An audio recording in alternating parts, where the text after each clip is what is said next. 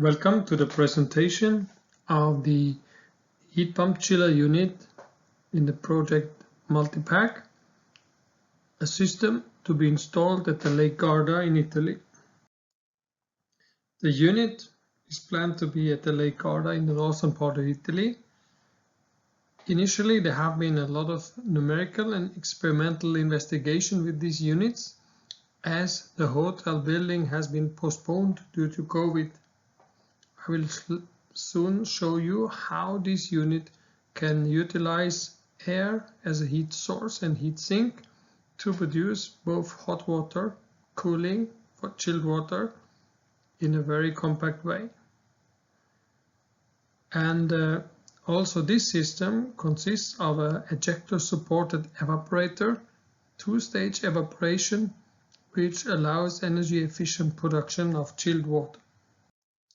As I said, this unit is in the west part of the Lake Garda, will be installed there. The temperature conditions in that region are moderate and high in the summer, high temperatures in the summer. So both heating and cooling is required. In principle, you can see the compact system is designed to have a cooling capacity of around 350 kilowatt. And heating capacity about 400 kilowatt. Same time, it can produce hot water with a capacity of about 100 kilowatt. In the next slides, I will show you how the different modes are performing. Before that, we see a picture of the unit, and this was one of the studies where different parameters have been investigated, and especially also some heat exchangers and so on. But in the meantime, you can see here, if this chiller is working in a mode where we produce chilled water and reject all the heat to the ambient air. Here we see the compressors. The hot gas is guided straight to the exterior heat exchanger operating as a gas cooler.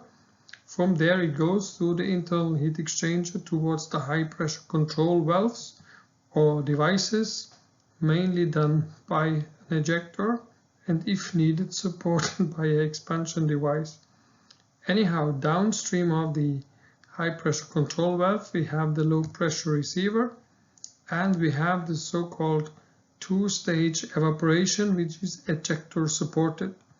The first evaporator, where the chilled water is pre-cooled, is fed by gravity, so this CO2 circulates by natural circulation, while the second evaporator is supported by the ejector, enabling to further reduce the suction pressure or the evaporating pressure.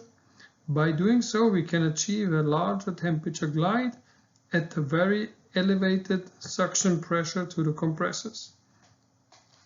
On the right hand side, we see if the unit is operating at the heat pump, as a heat pump. In that case, in the winter there is no need for chilled water. The only demand is on the heating side, where this heat exchanger is utilizing the discharge of the compressor. So the heating circuit is heated by the CO2, which is cooled down, going through the internal heat exchanger.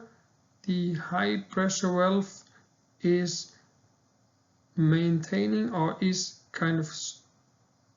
not maintaining, is controlling the high side pressure. The two-phase refrigerant goes into the external heat exchanger, in this case an evaporator, absorbing the heat from the ambient, which goes then back to the low pressure receiver and via the internal heat exchanger back to the compressors. On the left side again, the chiller unit as before, but on the right hand side, this is the most energy efficient way to produce hot water. So we utilize both the cold side, producing the chilled water with the two-stage evaporators and utilizing most of the heat in the hot water production. It could actually also be that we do first hot water production and then heat up the interior heating circuit and then bypass even the external gas cooler to utilize all the heat. In this case, I show you that some is only hot water production, and still if the return temperature is very high, we still would like to reject some of the heat, as chilling is the main purpose. Okay. So here is the difference when we utilize the hot water instead of rejecting all the heat.